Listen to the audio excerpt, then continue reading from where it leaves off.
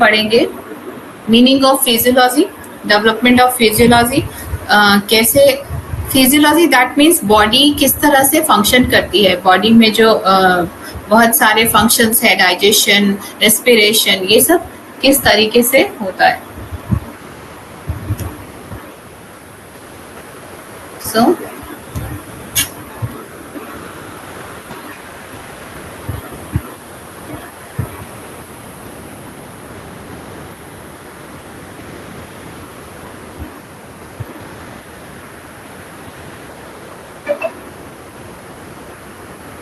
and physical origin, natural phenomena, various diseases and organ affected by them.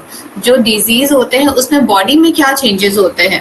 Okay, bones and their functions, bones क्या काम कर रही है body में, support कर रही है body को and all.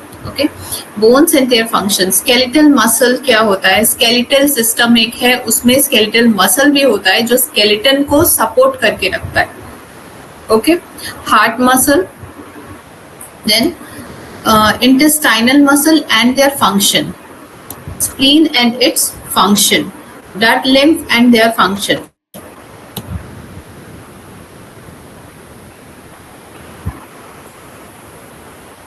Then digestive system, digestive system हमने पेपर 1 में थोड़ा पढ़ा हुआ है, किस तरह से फूड डाइजेस्ट होता है, किस तरह से मुंह में खाना जाता है, उसके बाद क्या चीजें उसमें मिक्स होती है, उसके बाद कहाँ पे कौन सा न्यूट्रिएंट डाइजेस्ट होता है. तो ये हमने फर्स्ट पेपर में पढ़ा हुआ है.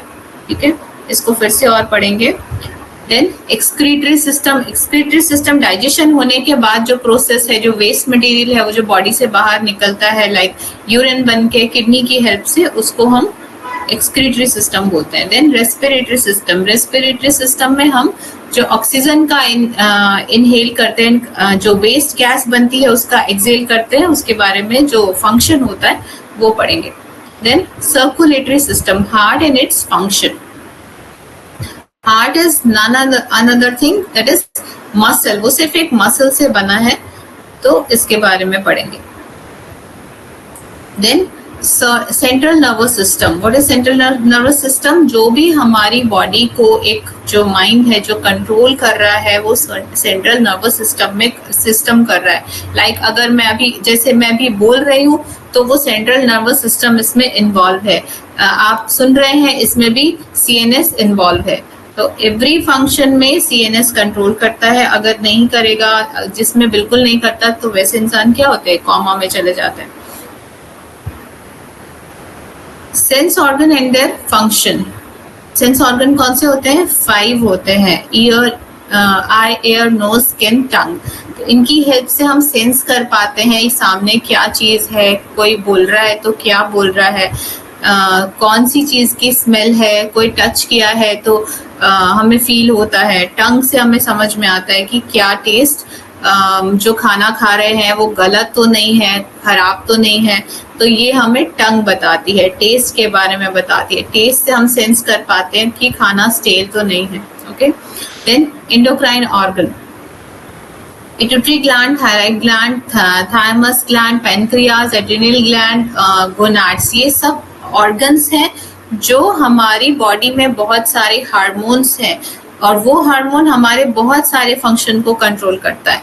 तो एंडोक्राइन ग्लैंड में हम वो पढ़ेंगे कौन किसको कंट्रोल कर रहा है. तो और जो अगर सही से हार्मोन्स नहीं निकल रहे, कम ज्यादा निकल रहे हैं, तो इससे क्या फर्क पड़ेगा बॉडी के फंक्शन में.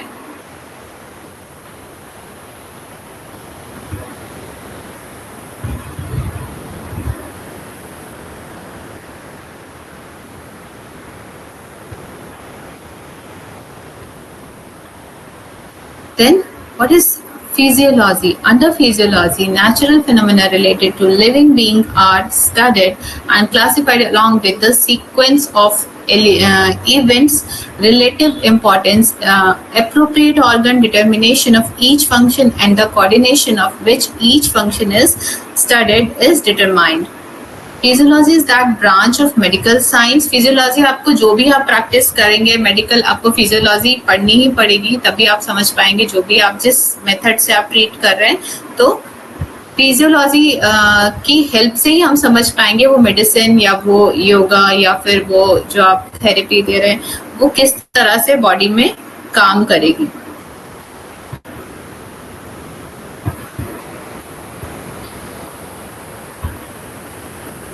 Physiology is that branch of medical science in which the function taking place in the body are studied. Under this knowledge is given about the functions of different organ and system present in the body of a human being and any other animal, plant and reasons for the occurrence of those functions as well as the rules of medical science related to them. For example, ear perform the function of hearing, जैसा मैंने अभी discuss किया किसका क्या role है, तो हम इसमें पढ़ेंगे. बेसिकली तो आपको फंक्शन पता होगा किसका क्या फंक्शन है.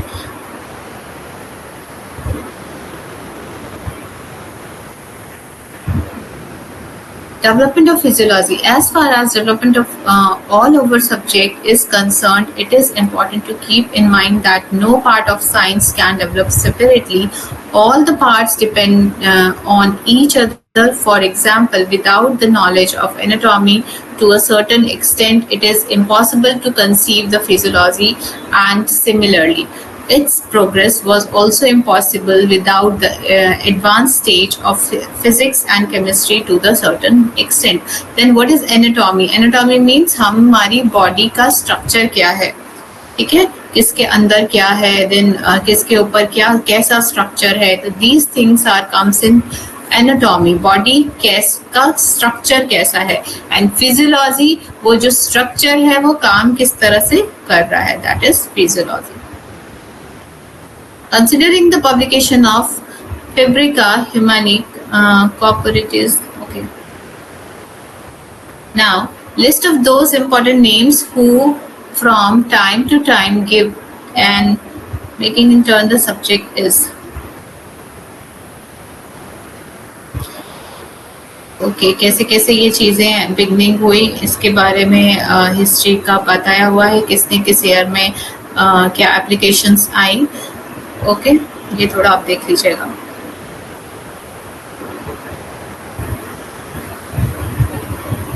Now main thing is basic natural phenomena क्या है of physiology. Okay, the basic natural phenomena of life of the living organism are the same.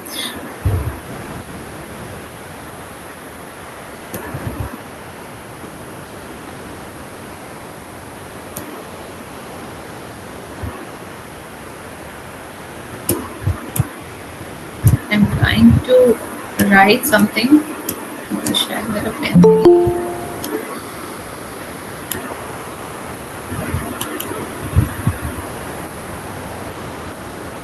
Okay. The basic structure of phenomena of life of all living organisms are the same. Physiogamy presents its problem most clearly in highly dissimilar organisms. In higher level animals, the functions of major body organs are very specific, due to which it is possible to understand them by paying attention to the minute details of the function. The following are the basic natural phenomena by which living beings are identified. Organizations. This is more evident in higher level animal. There is a parallelism in the development of structure and function which proves that the statement of physiologists that who are physiologists तो physiology के बारे में बताते हैं, पढ़ते हैं, research करते हैं, they are physiologists. That structure is the determining factor of function.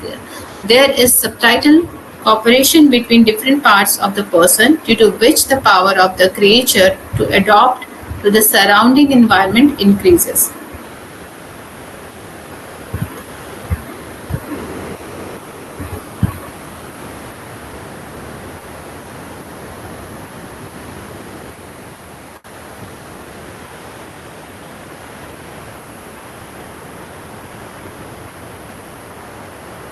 जैसा हमारा एनवायरनमेंट होता है उस पे हम हमारा एक बेसिक स्ट्रक्चर है, राइट? उसके हिसाब से हम फंक्शन करते हैं, हमारी बॉडी फंक्शन करती है। देन उस जो हमारा एनवायरनमेंट है उसके हिसाब से हम एडेप्टेशन कर लेते हैं, ठीक है? जो टेम्परेचर है उस हिसाब से हम अडेप्ट कर लेते हैं। हमारी बॉडी में चेंजेस होते हैं, एनिमल्स में चेंजेस होते हैं, okay? Like human beings are very smart, वो तो हम अपने एनवायरनमेंट में चेंज कर लेते हैं, राइट? अपना गर्मी है तो एसी लगा लेते हैं, बट एनिमल्स में जो चेंजेस होते हैं according to their tropical region, according to their environment, जो स्नो वाले एनिमल्स होते हैं उनमें देखेंगे आप वाइट कलर के मेनली होते हैं, एंड उनमें बाल ज़्यादा होते हैं, जो फर होता है वो ज़्यादा होते हैं। उससे क्या होता है, उनकी बॉडी टेम्परेचर मेंटेन रहता है, हीट रहता है। एंड जो गर्म रीजन के आप जो देखेंगे एनिमल्स वो डार्क कलर के होते हैं, एंड उसमें उनमें फर कम होता है जिससे उन्हें गर्मी कम लगती है। एंड डार्क इसलिए क्योंकि मेलेनिन ज्यादा होते हैं, तो मेलेनिन की वजह से, जो मेलेनिन होता है हमारी बॉडी में ब्लैक पिगमेंट, वो सनलाइट को बॉडी के अंदर जाने से रोकता है। इसलिए आप देखेंगे जो गर्म जगह के लोग हैं, जो साउथ इंडियंस हैं, वो थोड़ा डार्कर होते हैं, एंड जो हिली रीजन के हैं थोड़ा फेयर होते हैं। So these are called adaptation. कैसे हम बॉडी में adaptation करते हैं।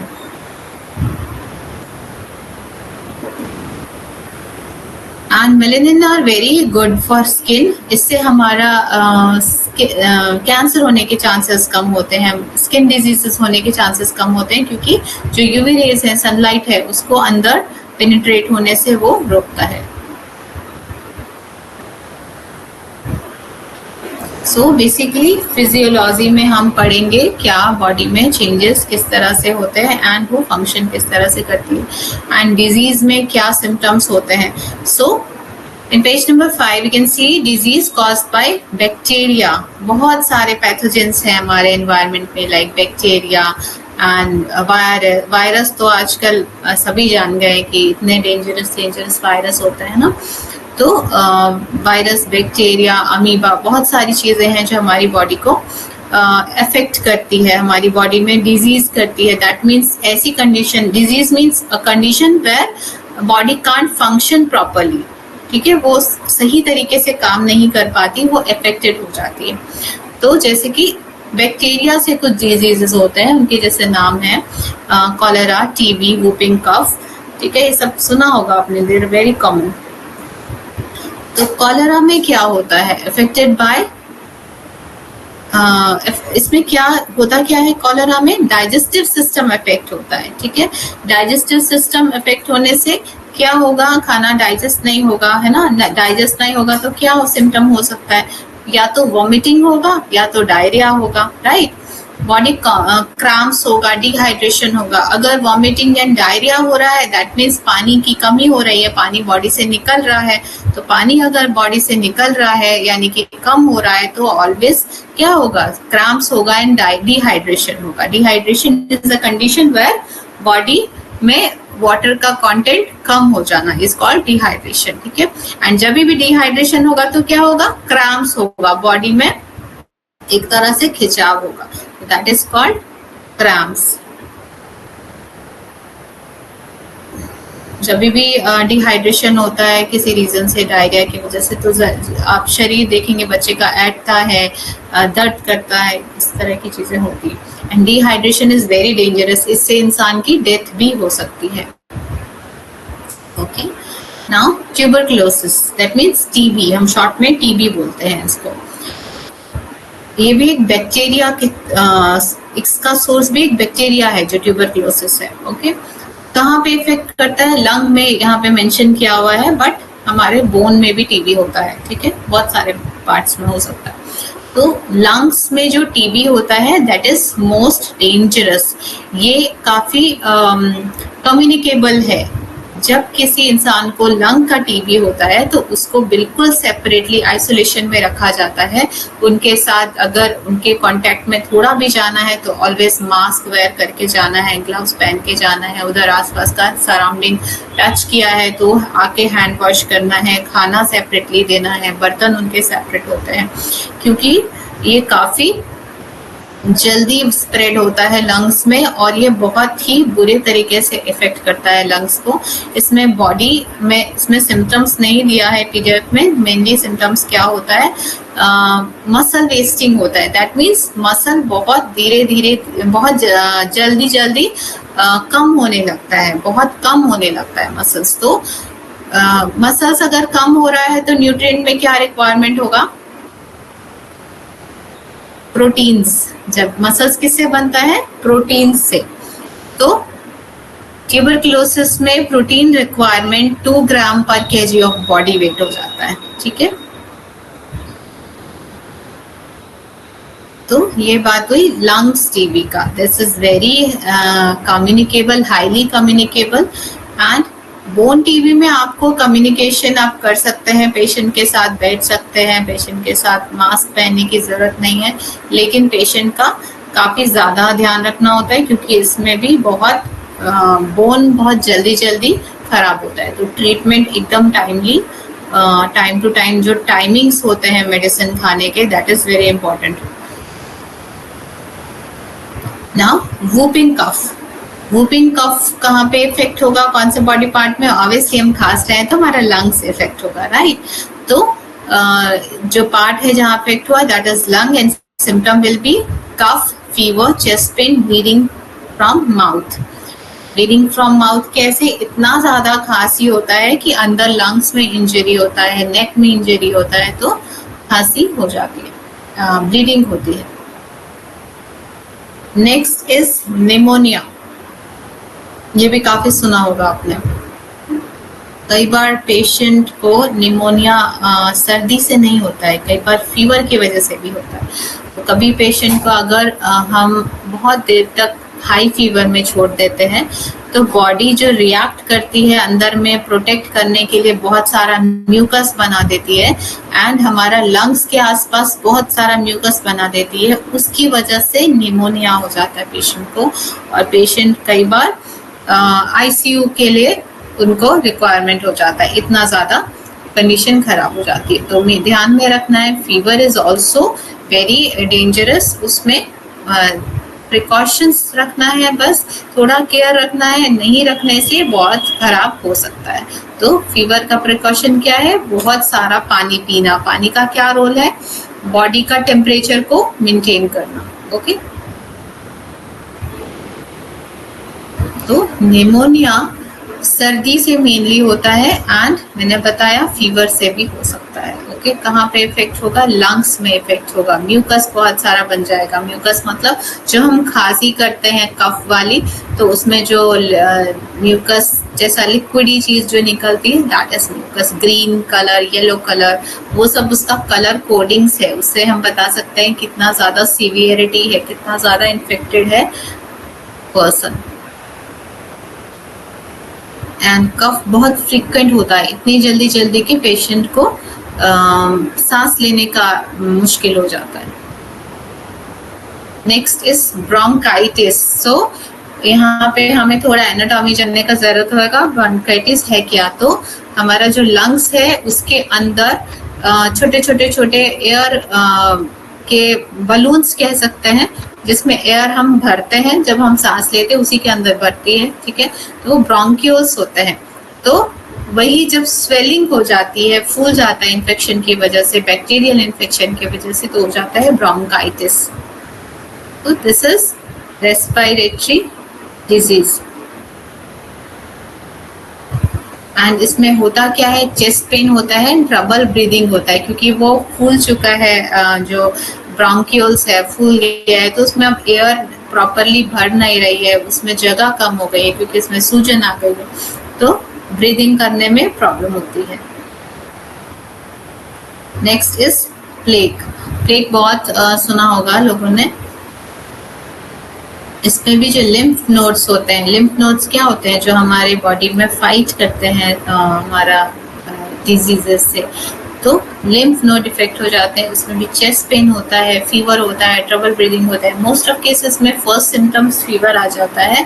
फीवर ये बताता है, फीवर क्यों होता है? फर्स्ट ऑफ ऑल बॉडी में जब हमारी बॉडी में कोई फॉरेन बैक्टीरिया आया या फिर कोई भी पैथोजन आया, तो उसका जो टेम्परेचर है उसको जिंदा रहने के लिए, ठीक है, एक आइडियल उसके लिए टेम्परेचर होगा लाइक 30 डिग्री 25 डिग्री, जो नॉर्मल टेम्परेचर होता है मीन वाला, ना ज्यादा ना कम, वो उसका एक फेवरेबल कंडीशन होता है। जो हमारा बॉडी का टेम्परेचर है वो भी वही टेम्परेचर बैक्टीरिया के लिए भी फ्रेंडली होता है। ओके, देन जब हम फीवर हमारी बॉडी करती है, वो एक तरह से कह सकते हैं फाइट करती है। जब फीवर होता है उस फीवर करती है क्यों? टेम्परेचर बढ़ा देती है ताकि वो बैक्टीरिया के लिए अनफेवरेबल कंडीशन हो जाए जीने के लिए और वो बैक्टीरिया मर जाए। ओके, इसीलिए बॉडी फीवर करती है। तो मोस्ट ऑफ द केसेस में जब भी कोई इन्फेक्शन होता है तो फीवर फर्स्ट आता है। देन डिप्थेरिया थ्रोट में होता है एंड मेनली इसमें बॉडी एक होता है, हाई फीवर होता है, redness of eyes, discharge of mucus, eyes में म्यूकस बहुत डिस्चार्ज होता है। म्यूकस कहीं से भी हो सकता है आपका, आईज से, नोज से, माउथ से, जो अंदर स्लाइमी जैसा सब्सटेंस होता है that is called mucus. Leprosy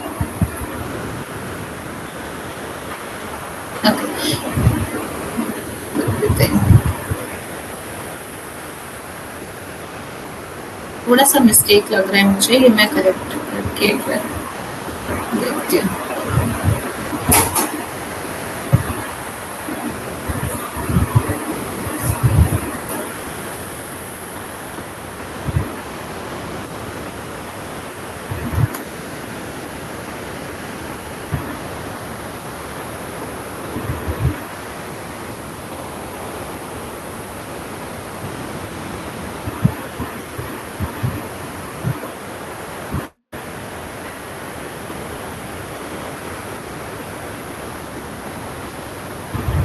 next is polio.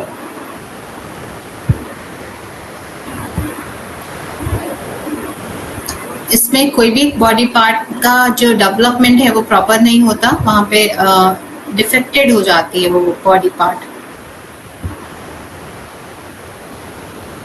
Next is vitamin A deficiency. इसमें नाइट ब्लाइंडनेस होता है, running lining of wind pipe. ये थोड़ा सा गड़बड़ लग रहा है मुझे, इसको मुझे ठीक करके देना पड़ेगा सर को। ये मुझे पीडीएफ सर ने दिया है। ओके, इसको हम दूसरे दिन करेक्शन करके फिर करेंगे, बिकॉज काफी सारे मिस्टेक्स हैं।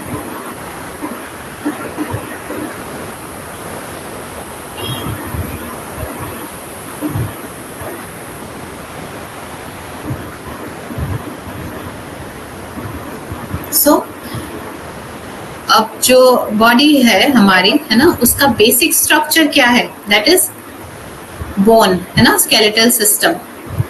तो वही हमारी बॉडी को शेप करता है, हमारी बॉडी को मूवमेंट करने में हेल्प करता है, हमारी बॉडी को प्रोटेक्ट करके रखता है। तो bone is the basic body structure जो हमारी बॉडी को शेप देता है। Bones are form from tissue made from bone cell. कोई भी जो पार्ट है हमारी बॉडी का, इवन बोन हो, स्किन हो, हार्ट हो, लिवर हो, उसका एक बेसिक स्ट्रक्चर है दैट इज सेल।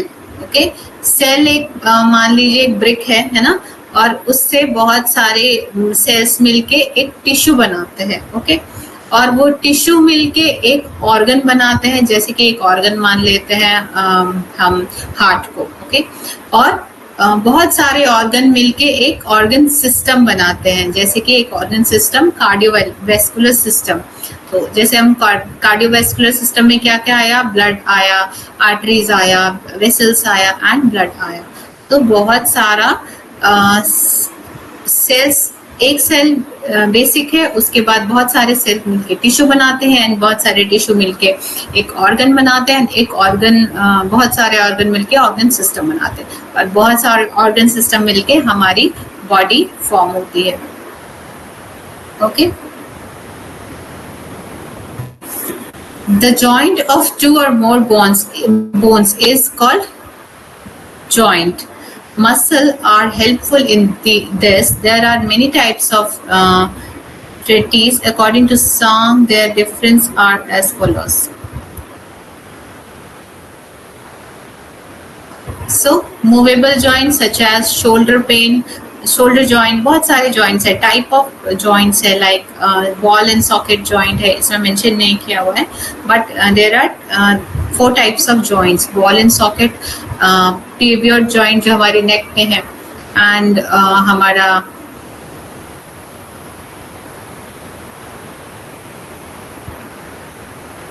कुछ फिक्स जॉइंट है, लाइक हमारे हेड में जो हमारा स्कल में जो जॉइंट्स है वो मूव नहीं होता है. यहाँ पे 3 पार्ट्स ऐसे होते हैं जो हम मूव नहीं कर सकते. हमारा पूरा स्कल में सिर्फ ये है जॉ जो मूव होता है, बाकी यहाँ से जो जॉइंट है, यहाँ जॉइंट है एंड यहाँ पे जॉइंट है, ये सब मूव नहीं होता है. ओके, ये फिक्स्ड है.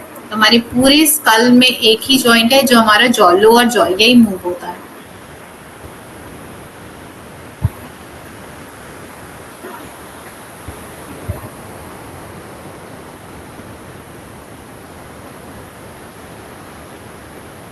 Classification of joints according to shape is as follows.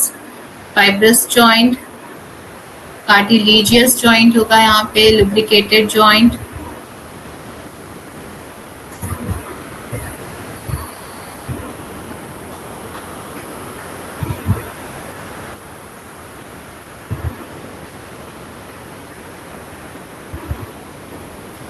Okay. And in joints को किसकी हेल्प से जॉइंट करके रखा जाता है? मसल्स जो है इनको होल्ड करके रखते हैं, मसल की हेल्प से ये आगे पीछे हो सकते हैं. तो सेकेंड थिंग जो हमें मूव करने में हेल्प करती है दैट इज मसल्स. मसल्स भी 2 तरह के होते हैं, voluntary muscle and involuntary muscle. Voluntary muscle कौन से? जो अपनी मर्जी से काम करते हैं, हमें उनको कंट्रोल करने की जरूरत नहीं है. हमें ऐसा नहीं है कि हमें ये काम करना है, उठाना है, रखना है, ऐसा कुछ नर्वस सिस्टम में नहीं उसको यूज करना है. बट इनवॉलेंट्री मसल्स हैं जो हमारे लाइक डाइजेस्टिव सिस्टम है, उसमें खाना नीचे जा रहा है, पेरिस्टाल्सिस के मूवमेंट से हार्ट बीट हो रहा है, ये सारे इनवॉलेंट्री हमारे कंट्रोल में ही नहीं है. लेकिन वॉलेंट्री जो मैं बोल रही हूँ, अगर मैं नहीं चाहूँ तो मैं नहीं बोलूंगी, है ना, मैं नहीं चाहूँ तो नहीं लिखूंगी, तो वो वॉलेंट्री है, मेरे कंट्रोल में है.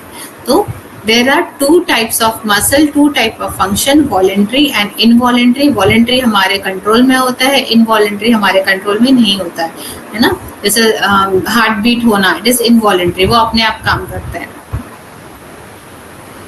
इसमें हम थकते नहीं है इनवॉलेंट्री में कि अब हम नहीं करेंगे, हम थक गए, है ना, तो फिर तो इंसान मर जाएगा. तो इनवॉलेंट्री मसल्स इस तरह की होती हैं जो हमें करना ही करना पड़े. So voluntary muscle, it is made of striated muscle tissue and gets contracted as per the wish of the human being. It is found in the head, trunk, forearm. It is also found in some internal organ of the body like tongue, throat, etc. Okay. हमें swallow करना है तो हमें throat में हमने लगाया, pressure लगाया तो वो स्वेलो हुआ. ठीक है, ब्रेन ने बोला भी स्वेलो करो, कुछ हम पकड़ रहे हैं, वो गर्म लगा, हमने हाथ हटा लिया. ऑल आर वॉलेंट्री मसल, हमारे कंट्रोल में है. Then involuntary muscle, these smooth muscle are made up of tissues. The contraction of these muscles is not controlled as per the will of the human being. They are found in the walls of internal organs, blood vessel and skin. The 3 main types of muscle tissue include skeletal muscle, then smooth muscle and cardiac muscle. Okay.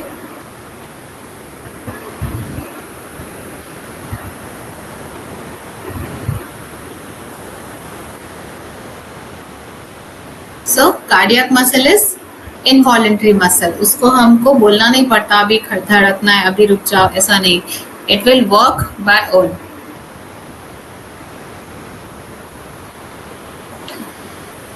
Now skeletal muscle, special tissue. It is a special tissue that is attached to bone and allows movement together. The skeletal muscle and bones are called the mucosal skeletal system. Generally, skeletal muscle is divided into opposing pairs such as the biceps and triceps. At the front of the back of the upper arm, skeletal muscle are under the conscious control, which is why they are also called voluntary muscle. Another term is striated muscle because the tissue looked stripped when viewed under the microscope. Like एक strip की तरह है, पतले पतले पतले threads रेशे की तरह, okay? Strips के जैसा. Next is smooth muscle. ये कहाँ पे locate होती है? Location in various internal structure including the digestive system. Digestive system में क्या क्या आया? हमारा स्टमक आया, हमारा विंड पाइप आया, हमारा ileum, jejunum, duodenum, large intestine, everything हमारा डाइजेस्टिव सिस्टम के अंदर आया. ओके. Uterus, blood vessel such as arteries, इनमें भी कौन सा होता है? स्मूथ मसल्स होता है. डाइजेस्टिव सिस्टम के साथ साथ कहाँ पे? यूट्रस में, ब्लड वेसल्स में एंड आर्टरीज में.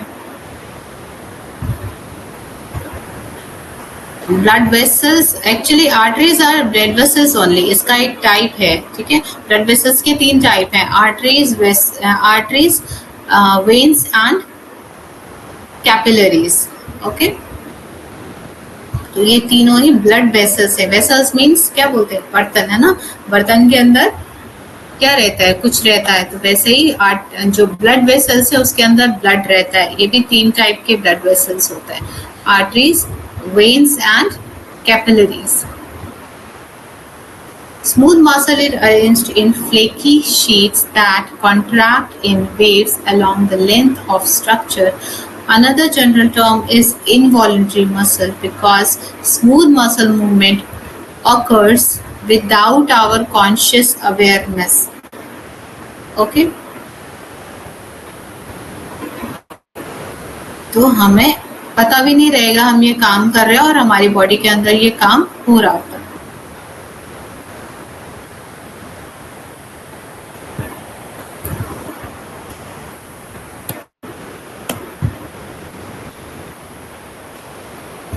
Now, important muscles of the body.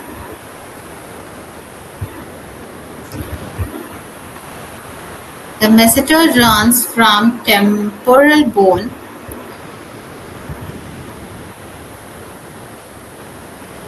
to the lower jaw. Okay. Lower jaw, this is lower jaw. Okay. It lifts the lower jaw to close the mouth. The masseter is the strongest muscle in the body. यहाँ पे एक muscle होती है, okay, masseter. वो हमारे jaw को ऊपर नीचे करने में हेल्प करती है. बोन जस्ट एक सपोर्ट दे रहा है, लेकिन जो मसल है, यहाँ की जो मसल है वो उसको उठाने में, नीचे करने में वही काम कर रही है. Okay. Then temporary. The temporalis begins in 2 bones of the skull, the front and side. It runs to the top of the lower jaw like the masseter.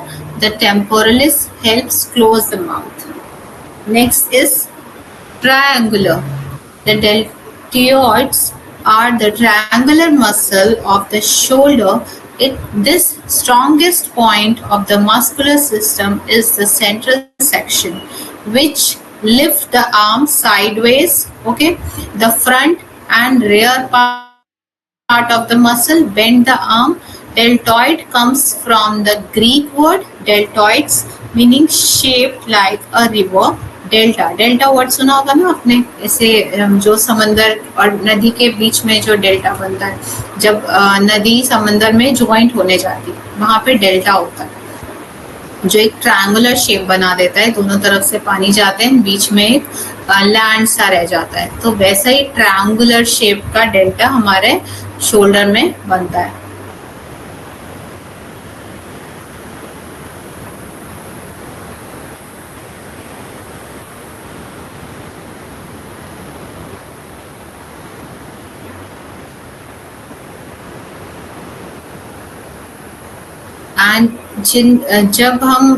जब कुछ लोग फिजियोथेरेपी करते हैं या मसाज करवाते हैं, तो जिस शेप में मसल होती है ना, उस शेप में ही उसको मूवमेंट देना है। अगर हमारी मसल इस शेप में है तो we have to support like this movement, blood circulation should be like this. अगर हम ऐसे करेंगे तो ये मसल क्या होगी, डैमेज होगी, राइट। तो इसीलिए हमें एनाटॉमी पढ़ना चाहिए। जो अगर आप कहीं पे मसाज कराते हैं ना, बड़े बड़े स्पास होते हैं अच्छे, तो वो लोग भी एनाटॉमी पढ़े होते हैं, उनको पता है कि किसको कैसे मूवमेंट करना है, कौन सा मसल को किस तरह से अपवर्ड करना है या डाउनवर्ड करना है या साइड वाइड करना है। तो ये चीजें उनको पता होती है, उसके लिए भी उन्होंने एनाटॉमी पढ़ा होता है। अगर वो गलत तरीके से करेंगे तो क्या होगा, क्रैम्प्स आएगी, मसल डैमेज होगी और ब्लड सर्कुलेशन तो ठीक है बढ़ जाएगा, लेकिन जो हमारा इलास्टिसिटी है जो मसल की वो खराब होगी।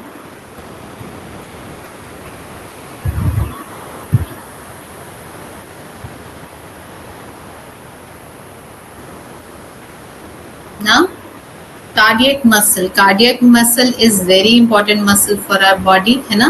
ये हमारा पूरा बॉडी का ब्लड को पंप करती रहती है, कंटिन्यूअसली चलती रहती है ना। Muscle specific to the heart contracts and relaxes without our conscious awareness. हमें पता भी नहीं होता और ये कंटिन्यू बीप करती रहती है ना। इसका एक साउंड है पर्टिकुलर, लब dub, it is a healthy sound. जब ये खराब गलत तरीके से साउंड करेगा तो उस साउंड को बोलते हैं MUR, मर। ओके, तो इसके भी स्पेसिफाई साउंड्स हैं। जब आप सुनेंगे तो आपको दोनों में डिफरेंस पता चलेगा।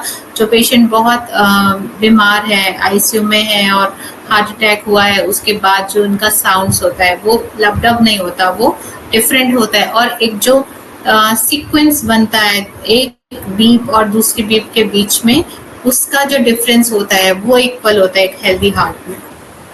तो cardiac muscle is very important, it should be healthy to pump all the 24 hours, ताकि हमारा सारा बॉडी सिस्टम अच्छे से काम करे। जब हमारी कोई भी बॉडी काम नहीं करती, जब इंसान मर जाता है, कहते हैं सांस भी रुक जाती, उसके भी 10 सेकेंड्स तक हार्ट बीट होती रहती है, हार्ट उसके बाद भी चलता रहता है, ठीक है।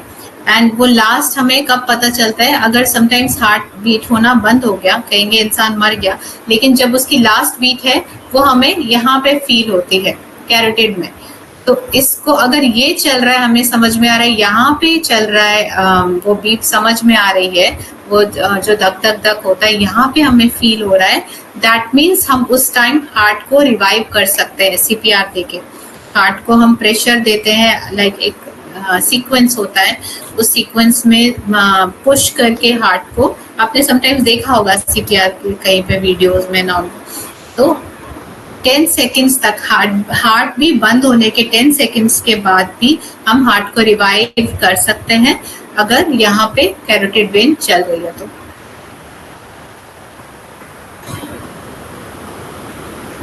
खुद से वो पंप नहीं करता है उस केस में, तो हमें फिजिकली बाहर से प्रेशर देके उसको हेल्प करना होता है हार्ट को, और उसको पंप कराना होता है। देन उसके बाद अगर उसको रिदम मिल गई, एंड देन पेशेंट रिवाइव हो जाता है। That is called CPR। Important muscle of the body. Okay.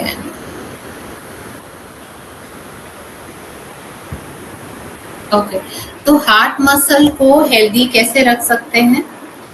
एक अच्छा खाना खा के, है ना, लो फैट खाना खा के, जिससे कि उसकी जो आर्टरीज हैं, हार्ट को भी ब्लड चाहिए होता है अच्छे से फंक्शन करने के लिए, राइट। उसको भी न्यूट्रिशन चाहिए, जैसे सारी बॉडी को काम करने के लिए ब्लड सप्लाई करते हैं, और ब्लड के साथ न्यूट्रिएंट सप्लाई होता है जिससे सेल्स काम करते हैं। तो जो हार्ट है उसके भी जो सेल्स हैं उनको भी न्यूट्रिशन चाहिए, उनको भी ब्लड चाहिए काम करने के लिए। तो उन तक अच्छे से ब्लड पहुंचे, उसके लिए चाहिए कि उसकी जो आर्टरीज हैं, हार्ट की जो आर्टरीज है जिससे सप्लाई हो रहा है ब्लड, वो काफी पतली होती हैं, ओके। तो उसमें फैट की लेयर नहीं आए और हमारे हार्ट को अच्छे से ब्लड सप्लाई हो, ठीक है। जो सप्लायर है पूरे बॉडी का, उसको भी ब्लड चाहिए। अच्छे से फंक्शन करने के लिए, और उसके लिए हमें लो फैट खाना खाना होता है, जिससे कि जो उसकी आर्टरीज है हार्ट के अंदर वाली, उसमें फैट का डिपोजिशन नहीं हो और ब्लड इजीली फ्लो हो। ओके, जो ब्लड क्लॉट्स बोलते हैं ना, ब्लड क्लॉट्स हो गया, आर्टरीज में ब्लड क्लॉट हो गया है, या फिर कोई ब्लॉकेज हो गया है, क्या होता है, जो आर्टरीज होती हैं उसके जो वॉल होता है आर्टरीज की, उसमें फैट की लेयर जम जाती है, एंड कहीं पे थोड़ा ज्यादा जम जाती है तो वहां पे काफी प्रेशर से ब्लड को पास होना होता है, तो हार्ट को तकलीफ होती है, और कई बार वो हार्ट पूरी तरह से ब्लड पंप नहीं कर पाता उसकी वजह से, और तभी वो हार्ट फेल होने के चांसेस हो जाते हैं।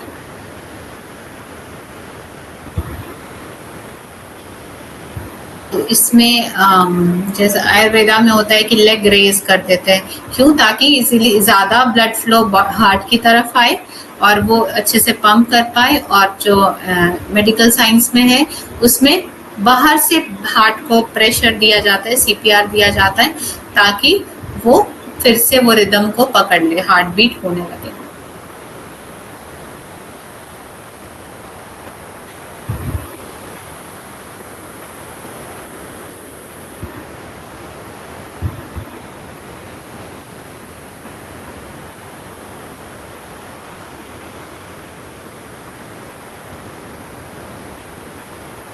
सो स्केलेटल सिस्टम में स्केलेटन को हमको हेल्दी रखने के लिए क्या चाहिए, कैल्शियम, फास्फोरस एंड प्रोटीन्स, ताकि हमारी बोन्स हेल्दी रहे और हमारा ऑस्टियोपोरोसिस नहीं हो, फ्रैक्चर्स नहीं हो, वीक नहीं हो बोन्स, हम मूवमेंट अच्छे से कर पाए, हमारे जो जॉइंट्स हैं वो हेल्दी रहे, तो उसके लिए हमें गुड न्यूट्रिशन चाहिए।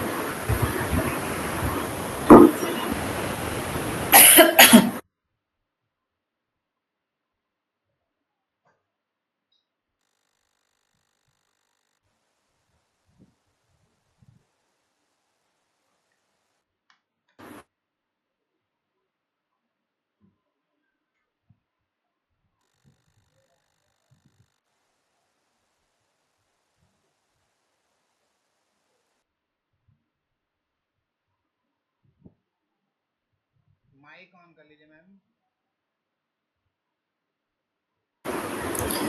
तो हमारी बॉडी काफी कॉम्प्लेक्स है, सबसे कॉम्प्लेक्स है इस अर्थ में, और ये जो बॉडी है उसमें बहुत सारे ऑर्गन सिस्टम हैं, उन ऑर्गन सिस्टम में बहुत सारे ऑर्गन्स हैं, और उन ऑर्गन्स के पीछे बहुत सारा फंक्शनिंग लगा हुआ है, तो उन सबको हेल्दी तरीके से वो फंक्शन करे, उसके लिए हमें गुड डाइट खानी है एंड उसको हेल्दी रखना है, बिकॉज हमें ये एक ही बार मिलता है, दूसरी बार बहुत ही मुश्किल स्टेज हो जाता है ना, ट्रांसप्लांटेशन एंड ऑल, तो आप इजीली एक हेल्दी लाइफस्टाइल के साथ एंड गुड डाइट के साथ इसको हेल्दी रख सकते हैं।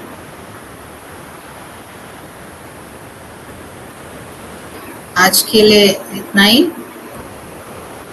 नेक्स्ट क्लास में इसके आगे हम और फिजियोलॉजी पढ़ेंगे एंड बॉडी में किस तरह से फंक्शंस होते हैं एंड किस बीमारी में किस तरह से चेंजेस आते हैं। जैसे हमने फीवर में अभी पढ़ा कि बॉडी टेम्परेचर क्यों बढ़ता है, कोई भी इन्फेक्शन होने से, है ना, और बढ़ता है तो फिर क्या करना है। तो ये सब चीज़ें पता होने से बेसिक चीज़, बेसिक साइंस, तो आप खुद से ट्रीटमेंट का इन्वेंशन कर सकते हैं।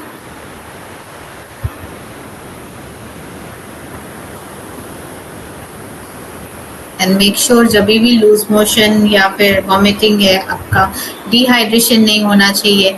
जो वाटर जितना भी लॉस हुआ है उसको रिकवर करना है, सबसे ज़रूरी चीज़ वही है। जब बहुत ज़्यादा डिहाइड्रेटेड हो जाते हैं तो लिप्स ड्राई हो जाते हैं, स्किन ड्राई होने लगता है, तो जब डॉक्टर देखते हैं फर्स्ट क्या करते हैं, वो सबसे पहले सलाइन चढ़ा देते हैं। सलाइन कुछ भी नहीं है, वो जस्ट लिक्विड है, बॉडी में जो लिक्विड लॉस हुआ वो उसको कंप्लीट कर रहे होते हैं। तो अगर आप शुरू से ही पानी को पीते रहेंगे, जैसे ही लॉस हो रहा है आप पीते रहेंगे मुँह से, तो आपको सलाइन से चढ़ाने की ज़रूरत नहीं पड़ेगी।